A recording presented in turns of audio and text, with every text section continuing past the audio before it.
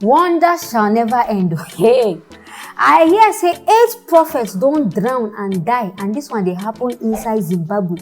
And I go the wonder say how this one they happen. I hear say these so-called prophets, that they compete on who will be the next baptized prophet, who will be the next person to pick the holy stick. Now there these people now go land inside it. I see they talk and say now ignorance now go kill Africans. Or I see how Catholic they keep pick their popes, abi.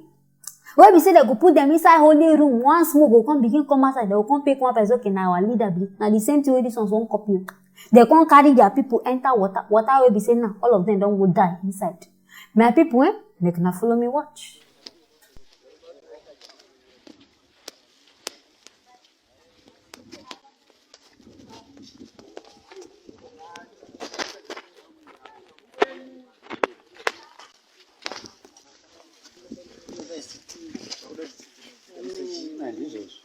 Pakisina chakona kuamuka. Hakuna. Asi mito data kuti taende kuti zvinhu zvitese zvifambe. Lutini kuti zvifambe neshoko rangu kwakuruka. Zvakanaka kuti vanitsoza.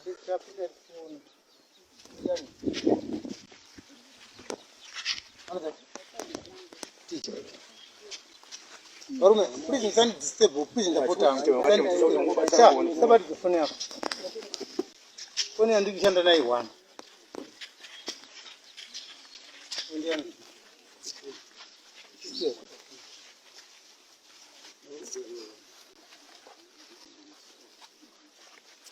Cool. Ranzroot. Cool. Sometimes on a matter they funny. Try that to copy God now by force. God giving her all this ones and making her do it. Because sometimes I don't understand now. The thing where God go right inside Bible, and I go come as I come to do another one. Me, I go just talk, say, making her soul rest in peace, because nothing will fit talk aside this one. And based on which I hear, these prophets, they be even 10. And based on how they will make this appointment, I hear say they will carry them go this deep river. All of them now, they will come start to the enter spirit, say, me go start to the load them. They go start to the see vision and things, and out of that vision, and there you go fall inside water. If you dey lucky enough, now there you go wake up back with stick. I beg no be mumuness be this. How person go preach this kind of thing to you and you go believe? Say if you come faint, enter the water, spiritually, I been a magical stick of Holy Spirit go come appear inside your hand, then you go come wake up. Then now you go come be the appointed one. I beg when I receive the appointed one, don't lead them this one. 8 of them don't die. 2 of them even get lucky. Because as they realize, the remaining 8 no they agree wake up again, and then they begin check. Come realize, see, all of them don't die. Just God, I just take that to where we say, then they go come outside in life. Me at first, I go first say, make they arrest the overseer of that church. Now, so God take a pointer. Now, so they appoint him as pastor. Because if now so, I'm not sure say you go even there alive, except to come they preach now. Come they give people appointments. I beg when I want them to join the Baptist. I beg who even send them.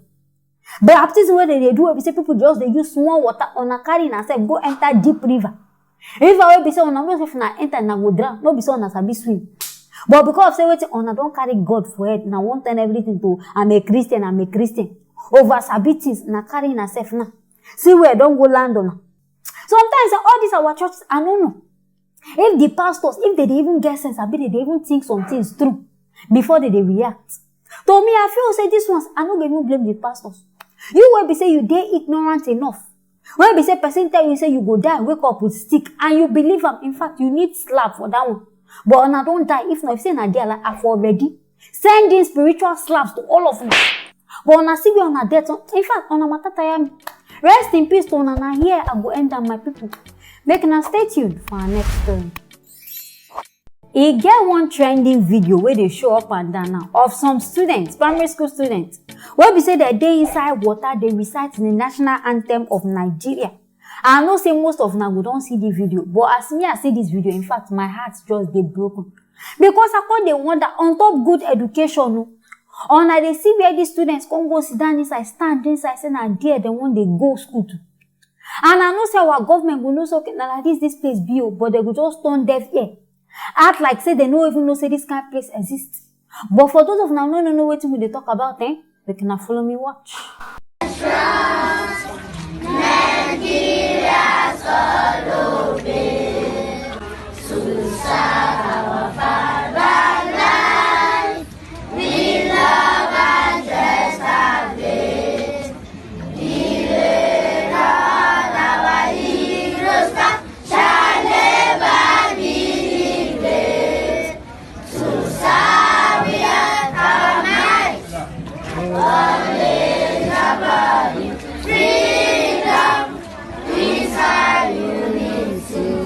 Una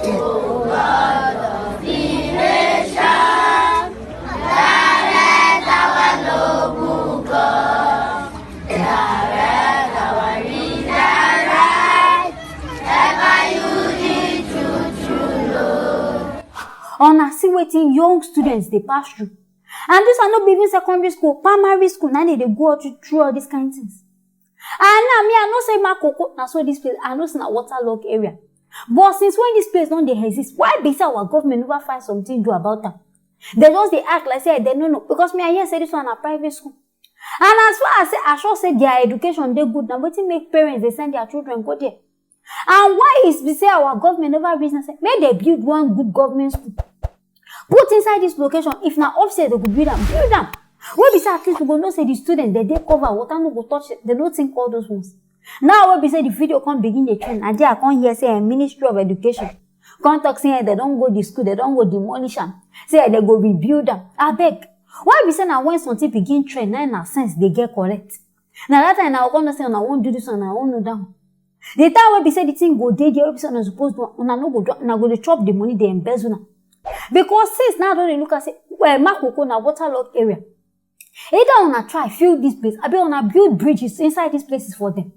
But no, if campaign period reach now, na go find on a ballot box and una go take one carry herself go there campaign on top of water with boats. But now we be so supposed to do the right things for them, na no go do am. And now these students, they even they proud enough, they recite the national anthem. In fact, in Nigeria, to me, these children, don't even fall the children hand. Because this one, they're supposed to be future leaders of tomorrow. But I beg, how picking like this won't even go school? Because to me, if I continue to go school, like last, it go tire them. Because how they want to go even learn. Some of them go end up carrying diseases. Because this place, it not even they hygienic enough. See different types of nylon, sheet, water, 9 days inside this open, and I just they chook leg. Some don't even get shoe. And I look at, not be saying no get shoe, but why you won't even wear shoe, go school for this kind of place? Where be say last, the water go end up entering your shoe. To me, this one no be school at all. At least if they were even turn out to school, may they fill up this area, then I will sand, then I will see they go use. Fill them up, or they build another thing where we say it go dey good for them. But anyway, as sure as we don't come outside now, they talk this one, maybe sooner or later the government go find something to do. Since we say now they don't talk saying they'll go the monitor. I did very certain say sooner or later we go yes, okay, fine and good. They don't build this school for them, these people. So government will they wait for that improvement from that side.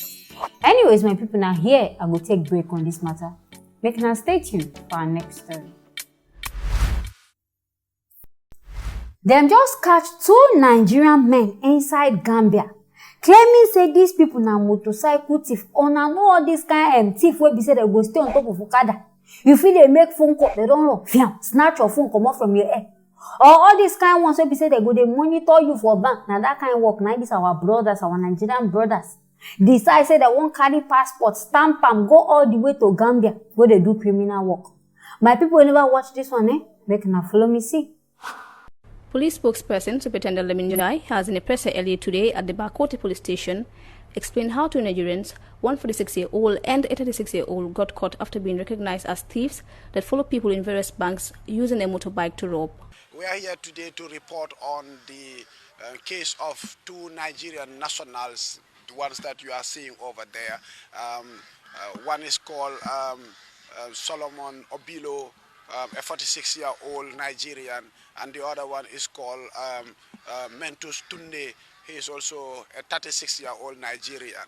Actually, the reason why these people are here is because these individuals are being caught on a particular crime which they are specialized in doing, and that is they follow their victims to their banks and observe them. In fact, they lay some kind of a surveillance for this particular individual while he or she goes on with withdrawing cash from the bank. And they always mark out people who withdraw bulk cash from their banks, and then one of them will be in the bank while the other one is sitting on a motorbike outside waiting for you.